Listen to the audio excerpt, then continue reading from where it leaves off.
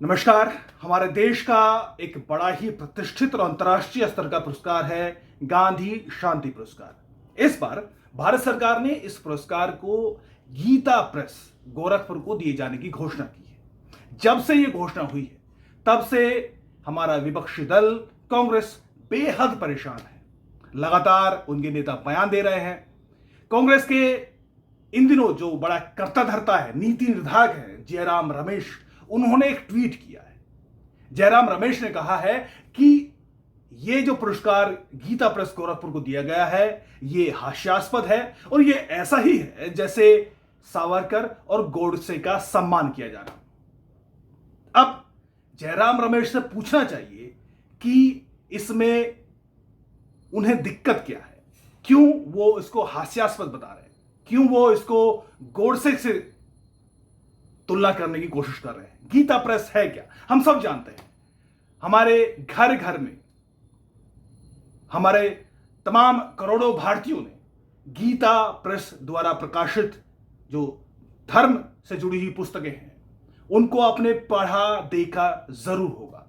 दुनिया के सबसे बड़े पब्लिशर्स में से एक है, दुनिया के सबसे बड़े पुस्तक प्रकाशकों में से एक, जिसने अब तक पिछले 100 सालों में सिर्फ और सिर्फ भारतीय ज्ञान परंपरा और धर्म से जुड़ी पुस्तकों का ही प्रकाशन किया है। पिछले 100 सालों में इस प्रेस ने करीब करीब 42 करोड़, सही सही आंकड़े दूं तो 41 करोड़ 71 लाख पुस्तकों का प्रकाशन किया है और उनका वितरण भी, जिसमें सबसे ज्यादा 16 करोड़ 21 लाख पुस्तक श्री मद् भागवत गीता की प्रकाशित की गई हैं। करीब करीब 11 करोड़ 73 लाख तुलसीदास की रामचरितमानस प्रकाशित की गई हैं। 2 करोड़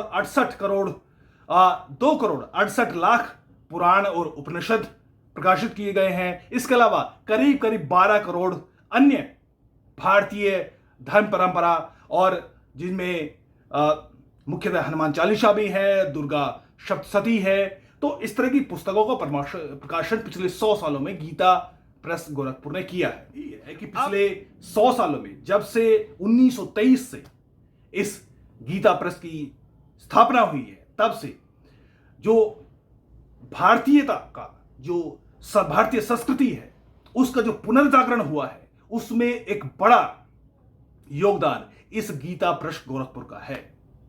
जैसे कि मैंने कहा कि चाहे वो श्रीमद् भागवत गीता हो, चाहे वो रामचरितमानस हो, चाहे वो पुराण उपनिषद हो, उनको आम जनमानस तक पहुंचाने का सबसे बड़ा काम गीता प्रेस गोरखपुर ने किया है। क्यों? क्योंकि गीता प्रेस गोरखपुर कभी भी ना तो दान लेती है ना ही अपनी पुस्तकों पर विज्ञापन देती है। कोई जिस संख्या में पुस्तकें प्रकाशित होती हैं और वितरित होती हैं, जनता तक पहुंचती हैं, उसमें अगर वो विज्ञापन देते तो करोड़ों रुपए कमाते। लेकिन उन्होंने अपने जो कुछ उसूल ऐसे बनाए हुए हैं जिससे ना तो विज्ञापन लेते हैं ना ही दान लेते हैं।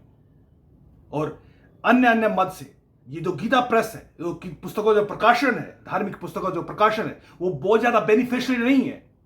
लेकिन जो भी डेफिसिट होता है उसको अन्य मद से जो दूसरे कार्य धर्म से जुड़े हुए, समाज से जुड़े हुए, संस्कृति से जुड़े हुए कार्य गीता प्रेस गोरखपुर करती है, उससे जो डेफिसिट होता है, जो नुकसान होता है, उसकी पूर्ति की जाती है।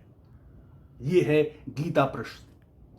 देश की 12 से ज्यादा भाषाओं में, जिसमें हिंदी है, मराठी है, गुजराती है, उड़िया है, संस्कृत है, तेलुगु है, कन्नड़ है, इंग्लिश, नेपाली, बांग्ला, तमिल, असमिया, मलयालम, कुल 13 से 14 भाषाओं में ये पुस्तकें प्रकाशित की जाती हैं।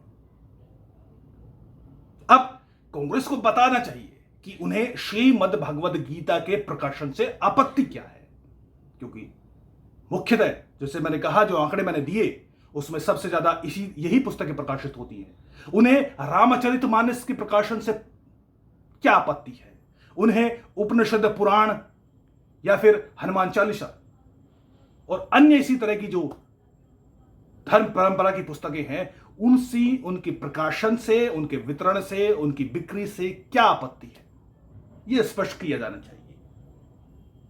और अगर आप देखें, जैसे मैंने कहा कि लाभ की परंपरा, बिजनेस की परंपरा नहीं है भारतीय प्रेस, लेकिन क्योंकि यहां पर 3 रुपए की हनुमान चालीसा, एक हैंडबुक की, जिसको आप हाथ में ले सकते हैं, एक छोटी पुस्तक से लेकर, जैसे मैंने कहा कि रामचरितमानस और श्रीमद् भगवत जैसी पुस्तकें यहां पर प्रकाशित होती हैं।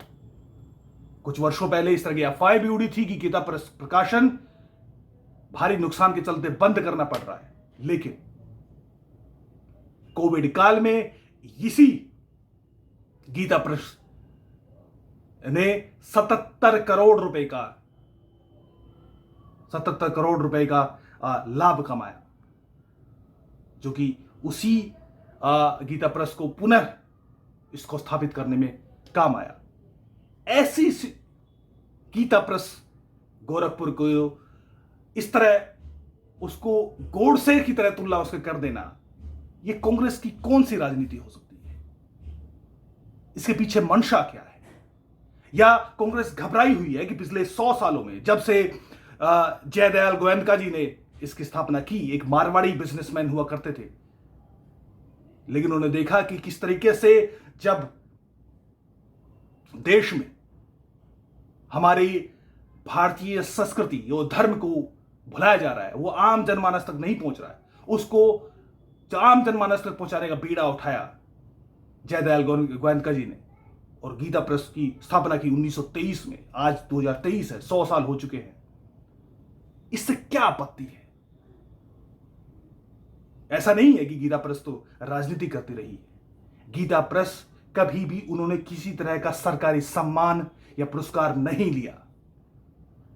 ये पहली बार है कि जो गांधी शांति पुरस्कार की प्रतिष्ठा है, उसका सम्मान बनाए रखने के लिए उन्होंने ये सम्मान लेना स्वीकार किया। और लेकिन सबसे बड़ी बात, इस पुरस्कार के साथ 1 करोड़ रुपए की धनराशि दी जाती है। गीता प्रेस गोरखपुर ने इस 1 करोड़ रुपए को लेने से मना कर दिया, लेकिन जयराम रमेश व्यथित हैं, उनके अन्य नेता भी व्यथित हैं। कारण कांग्रेस जाने, आम जनता तो जान ही रही है। नमस्कार।